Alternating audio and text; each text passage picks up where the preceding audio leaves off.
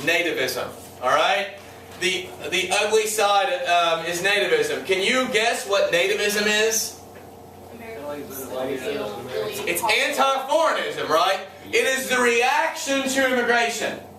Do we have nativism in America today? Yes. Yes. Although I will tell you it's gotten better. I will tell you that kids today are much less nativist than when I first started teaching 12 years ago.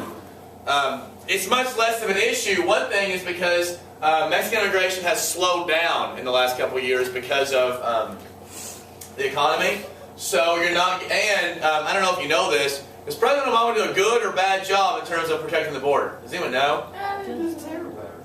He doesn't do anything. That's not true at all. He has actually secured the border more than any Republican president or any president before him, and he's deported more people than any president ever, and he's kept more immigrants from coming in than any president ever.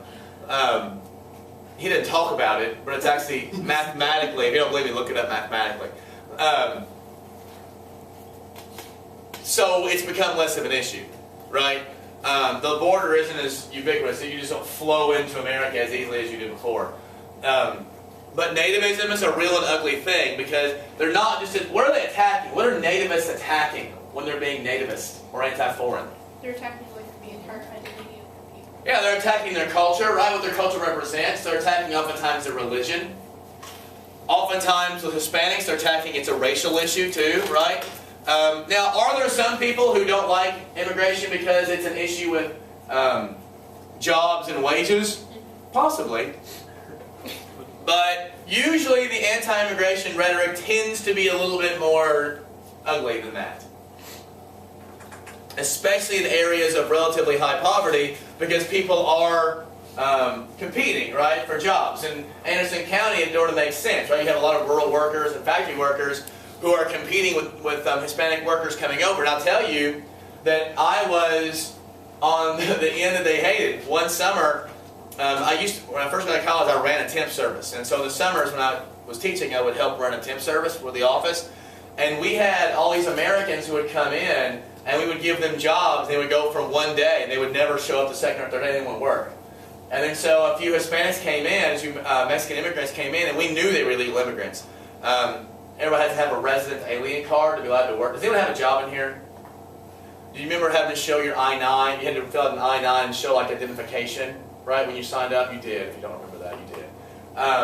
You can use what's called a resident alien card. So what's happened is Mexican immigrants will pay somebody that was called a wolf, and that person will get a resident alien card, and let's say, some Jose Alvarez, and it's a guy that actually lives in Washington State, and this guy's using it, and that guy's using it, and 40 other people are using this resident alien card.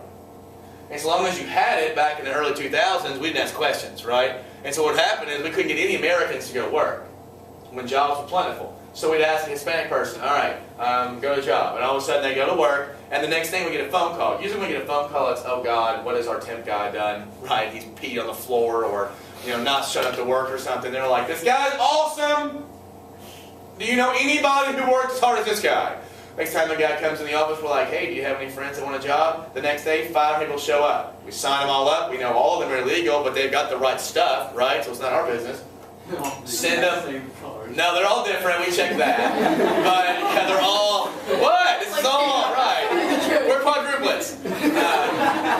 One's 80, one's 12. Right? So we send them to the factory, and all of a sudden we get a phone call. Hey! These guys are awesome! They're so good at working, they don't make any trouble, and they're awesome. Do you have any more people like them? Yeah, we asked them. Next thing, 12 guys show up. And all of a sudden, almost half of our entire staff of a couple hundred people were Hispanic. And the whites were like, you don't give us a job! The Hispanics are coming over. Well, in the end, whose fault is it? You didn't take the job! Yeah! If Whitey would have worked, he'd have had a job. But he didn't. So we brought somebody in who's going to work. This was the same thing, by the way, that Irish used. Many historians have argued that the Irish of the 1850s and 60s are like the Hispanics of the 80s, 90s, and early 2000s, right? They were disliked culturally. They were different culturally, right? They were Catholic. They tended to live in groups. Aren't there heavily Hispanic areas of town, right? Same thing with Irish. And what do they do to wages? They depress wages, right? can you get mad at the Irish or the Hispanics or the Italians before that for wanting to get a job? No. I mean, you can. Well, I mean, you can't. I hate that you want to make your family better off. You can't make that argument, right? I mean, you might not like it, but you can't blame that guy, right? You can blame the system, but you can't blame that guy. Yes? Do you think that as a whole Americans don't want to work those lower paying jobs? No, I think I don't think it's Americans. I think some people don't want to work and some people do want to work. And I think people who hate to work tend to not do well in life. And that's part of it, right? I mean, are there really hardworking people that didn't stay poor their whole life? Absolutely. Absolutely. But I don't think it's an American thing. Americans work more hours on average than anybody else in the world does. I would say that there are people who don't love to work. But sometimes the thing is, and hopefully you'll see this, and you're taking harder classes, and hopefully you'll go to school or do something with your life, that you choose what you want to do. The more education you have, you get to decide what you want to do with your life, right? Well, if you don't educate yourselves, who chooses? Somebody else chooses, right? Instead of you choosing, I want to be a teacher or an architect or a doctor or a lawyer or a whatever, or an engineer, now the only jobs you're eligible for are, pushing rock uphill and things like that, right? And the less you prepare yourself, the less you're going to get to choose what you want to do. And I think those people, to be fair, if my only job option was pushing a big rock up a hill or emptying trash all day, and not to say anything's wrong with that, but if that was my only option, I wouldn't love doing that, right? So you can't get mad at people who don't like doing I've worked in factories before. Some factories are easy. Some factories suck. They do. It's not fun. Some factories are really hard work, and it's really fast, and it's 12 hours a day. The same thing, 1,400 times a day, all day, working hard. No one's like, sign me up for that. I want all of that. Right? You do it because you have to survive.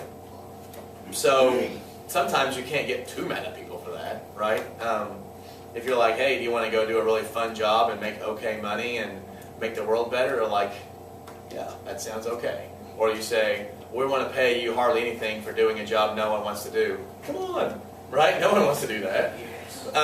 Now, the thing about these anti-foreigners, about these nativists, is they organize. In fact, they organize in a political party that's going to become known as the Know Nothing Party. The Know Nothing Party were extreme nativists. Really strict laws for immigration.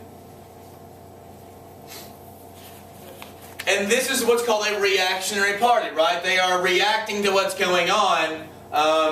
Tend to be extreme conservative. We don't like their culture. We don't like what's happening to our economy. We don't like how it's changing our cities. The cities are becoming dirtier. The culture's changing. We don't like it. And they were called the Know Nothing Party because it was kind of secretive. And when people would ask about, what's up with your party, and they would say, I don't know nothing. So it became to a nickname, the Know Nothing Party. Is this the first reactionist party, or is this just a reaction? This is the first anti-native, this is the first nativist party. What type of people tend to be in this? Protestant. Yeah, not necessarily. People who are fearful of their way of life being changed. Working class. This is actually some working class. I would say more sort of middle class, right? Because you're having these droves of poor Catholics coming in, drinking, dirtying up their cities. In fact, today, you've seen that many cities have lots of Catholic schools. Why do cities have so many Catholic schools? Anyone know? Segregation. No, look up when the Catholic schools, many of them were started. Many of them were started because Catholics weren't welcome in public schools. So they made their own school. Right? The Catholic churches started their own schools. Today, that's a big part of the Catholic Church is schooling. But one reason is they were discriminated against early and then they kept going. So, okay. All right. Any questions about that stuff? Start and stop, please.